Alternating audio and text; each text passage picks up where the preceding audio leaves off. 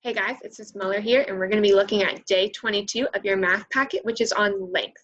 So length is the distance from one end of something to the other. So it's how long something is. So length and long both start with L, so that can help you remember that length is how long something is from one end to the other. And so we're going to be talking about the customary units of measure that we use in the United States to measure length. So we know that one way that we can measure length, the smallest unit we use is inches. So we can use inches on a ruler. So a ruler has 12 inches. This one goes from 0 at the bottom down to 12 at the top. And so 1 inch we see here, if we need to estimate, is about the size of a paper clip, or if you don't have a paper clip at home, it's about the size of the top of your thumb. See, if I bend my thumb right here, it's about that size. That's about 1 inch. And so an inch is a small unit of measure that you would use to measure small things.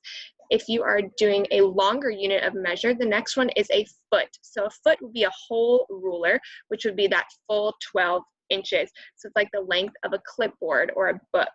So it's 12 inches put together. Then if you needed the longest length of measure, that would be a yard. So if I back up here, you can see my yardstick. So a yard is 3 feet put together. So if I lined my rulers up exactly with no gaps and no overlaps, I would get 1 foot, 2 feet, right here, 24 inches, and then 3 feet, 36 inches is going to give me this yard. So a yard would be used to measure things that were very long, like a football field or how long a room in your house is. So if you need to estimate these type of things, the yard would be like the size of a small kid, like a kindergartner, maybe your baby brother or your baby sister. And for a foot, it would be about the length from the top of your hand to your elbow. Mine's a little bit longer because I'm older and taller, so it should be perfect for you to use. So you would just have to do 3 of these to make a yard. So yesterday, for your assignment for day 21, you were looking at using these units to estimate how long something is, like estimating how long a stapler is. So you could either use your paper clip or your top of your thumb to estimate how long it is, like this. So I could have 1, it's about 1 thumb, and then I mark where it stops, and then 2, and then 3, and then 4. So it's about 4 inches long, my stapler right here. And remember, you want to use no gaps and no overlaps when you are measuring something. So now we are going to look at your problems for day 22, which are about length and using these units of measurement. I'm going to zoom in here. So for this problem, you have problems on using these measurements, but they're actually word problems. So the measurements are just helping you understand these word problems. So let's look at the first one together. It says, a box holds 20 pens. This is number 1 on day 22. Each pen is 5 inches long. If the pens are lined up end to end, how long will the line of pens be? So I am going to write on this extra sheet of paper since I do not have enough room on here, and that's a good thing to do for you as well. So I'm looking over here at day 22 length. I'm just covering up the memory jogger with my paper, and I'm working on these word problems here. I already talked about yesterday how you could do your estimations of your stapler and your book using the parts of your body. And today we're talking about word problems using length.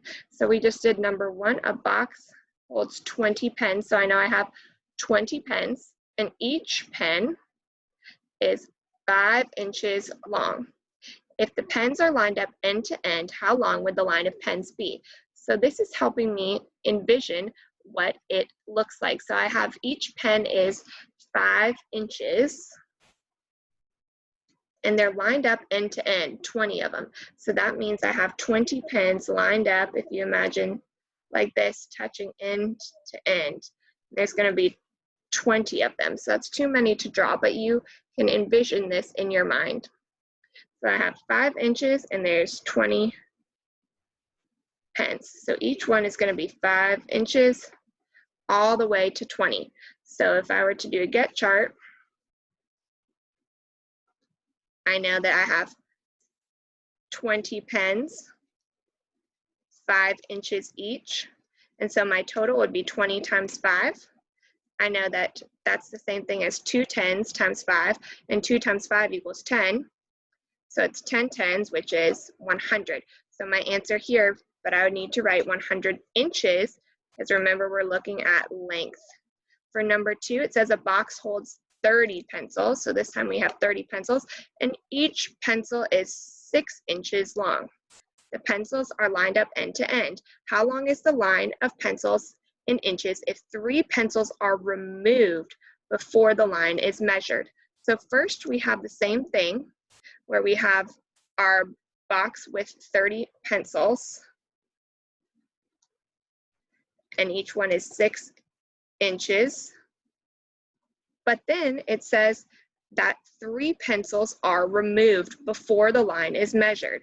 So when I have something removed, that means I subtract, we're taking away. So we have 30, but we're removing 3. So before I figure out how many I'm measuring in my line, I have to take away 3. So 30 minus 3 equals 27.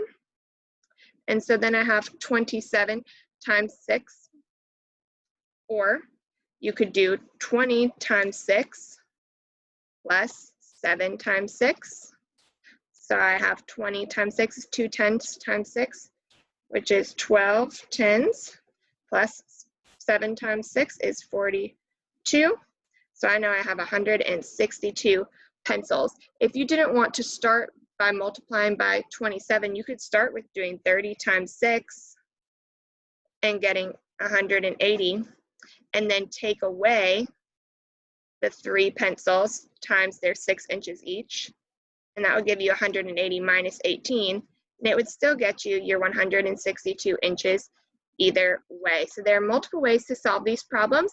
You're just wanting to think about the picture in your head of these things being lined up and envisioning it. So for number 3, it says there are some pieces of string on the table. Each string is 6 inches long.